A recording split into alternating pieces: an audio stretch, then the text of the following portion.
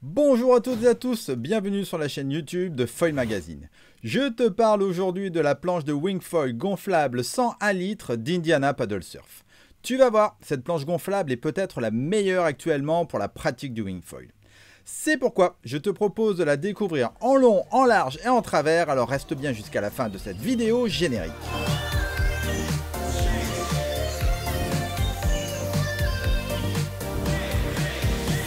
Quelques caractéristiques concernant cette Indiana Wingfoil 101 litres. La planche se décline en 165, 149, 129, 101, 77 et 47 litres. Niveau prix, on est entre 566 et 800 € à l'heure où je te parle. Pour ce test, j'avais avec moi la 101 litres pour un poids de 7,6 kg et pour un poids utilisateur max de 100 kg. Elle est fabriquée en drop stitch tissé double couche et PVC. Pour commencer, unboxing. La planche est livrée dans un grand sac gris. À l'avant, tu as une grande poche pour y mettre des accessoires et elle a des roulettes. Tu peux aussi y mettre une pagaie de stand-up paddle si tu fais du subfoil. À l'arrière, tu as une poignée et des sangles de portage rembourrées avec ceinture abdominale. Si tu n'en as pas besoin, tu peux les ranger. Tu as également un range-étiquette bien pratique si tu voyages. Enfin, tu as des poignées de portage sur le côté, en dessous et au-dessus. C'est pratique pour mettre le sac dans le coffre de ta voiture par exemple. Il s'ouvre à l'aide d'une grande et large fermeture zippée. La planche est livrée avec sa notice, son kit de réparation, mais sans pompe. Il est temps de gonfler la planche et de préparer les accessoires. Pour commencer, il te faut la déplier et la gonfler. Bon, c'est simple, elle est pliée en deux.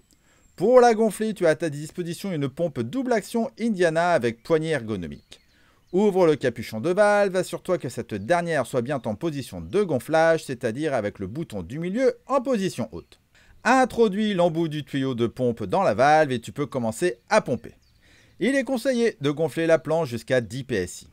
C'est vraiment le minimum, ne t'amuse pas à moins la gonfler, sinon tu vas avoir une banane sous les pieds et tu ne vas pas apprécier.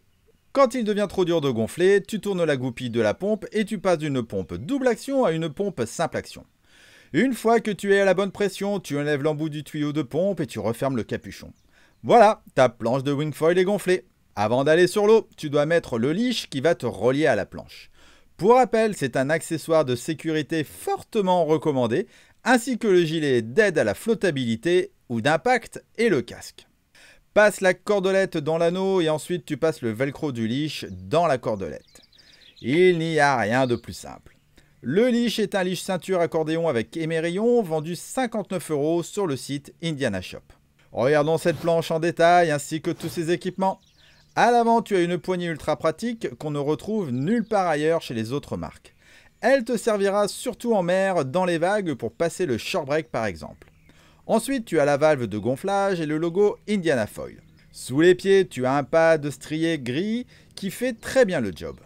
Sur celui-ci, tu as des gros inserts de straps avant et arrière, car oui, toutes les planches Indiana sont livrées avec des straps, ce n'est pas une option. À l'avant, tu as donc un strap en V ultra pratique. Les straps sont confortables et permettent de nombreux réglages pour s'adapter à ta pratique et à ta morphologie. Au milieu, tu as la poignée de portage basique. Sur toute la longueur de la planche, tu as un stringer qui aide à rigidifier le tout. Enfin, tu as à l'arrière notre attache de leash. Sur les côtés, on a le nom de la planche et ses caractéristiques. Il est temps de la retourner. Comme tu peux le voir, tu as toujours un stringer sur toute la longueur et une plaque en plastique blanc à l'arrière. Cette dernière permet de casser l'arrondi de la planche et d'avoir plus de plat pour gagner en vitesse. À l'arrière, tu as le double boîtier US Box. Ce dernier intègre une poignée creusée, mais il est surtout top de chez top et je vais te dire pourquoi. Cette partie est une seule et grosse pièce collée en haut et en bas. C'est un gros bloc si tu préfères, ce n'est pas une plaque. Du coup, tu as forcément un ensemble bien rigide sous le pied arrière. Voilà, tu sais tout sur cette planche gonflable de Wingfoil Indiana. Maintenant, tu veux savoir ce que j'en pense. Avant toute chose, je t'invite à t'abonner à la chaîne Foil Magazine pour être mis au courant des dernières vidéos, mais aussi à mettre un pouce vers le haut et laisser des commentaires ci-dessous afin de me soutenir. Et oui, en faisant cela, tu favorises l'algorithme YouTube qui mettra plus facilement mes vidéos en avant et qui me permettra par la même occasion de te proposer plus de contenu. Alors par avance, je te remercie. Concernant l'esthétisme, tu as là une planche fun et colorée avec, comme sur tous les produits Indiana, un graphisme indien. Dès que tu montes dessus, le pad ne te fait pas glisser et tu as une bonne adhérence sous les pieds. Souvent, le problème des planches gonflables de foil, c'est la rigidité. C'est pourquoi tu as souvent une grosse plaque en dessous. Là, c'est nickel grâce à ce gros boîtier et au stringer sur toute la longueur. À 10 PSI, tu n'as absolument pas une banane sous les pieds, c'est ultra agréable. Et du coup, au take-off, ça décolle tout seul. Bon, évidemment, c'est du gonflable, donc c'est moins stable et tu es un peu plus haut sur l'eau. Mais ce qui est incroyable me concernant, c'est qu'avec une 101 litres gonflable, j'avais l'impression d'être comme sur ma rigide, alors que normalement, il faut 20 litres de plus. Ensuite, pour les touchettes, tu as un petit rocker juste bien comme il faut qui te permet de bien rebondir. Mais si tu ne dois retenir qu'une chose, dis-toi que tu as une planche de Wingfoil vraiment très rigide sous les pieds. Sincèrement, je n'ai rien à redire sur cette planche, si ce n'est peut-être la poignée de dessus qui est basique, mais en même temps, quand on porte sa planche avec sa wing, on va plus utiliser la poignée de derrière. Si toi aussi tu l'as testé ou que tu la possèdes, n'hésite pas à en parler dans les commentaires ci-dessous. En conclusion, tu peux acheter cette planche designée par Gunnar Biniach les yeux fermés. En plus, une planche avec un sac de cette qualité et des straps inclus, c'est vraiment une bonne chose. Si tu aimes les produits Indiana, je t'invite à regarder toutes mes autres vidéos tests les concernant sur la chaîne YouTube et sur le web magazine. Bref, je suis vraiment fan de cette marque qui mérite d'être plus connue et reconnue.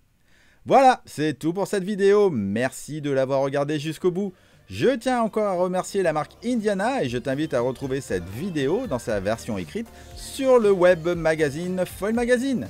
À suivre d'autres vidéos tests du monde du paddle et du foil. Ciao ciao.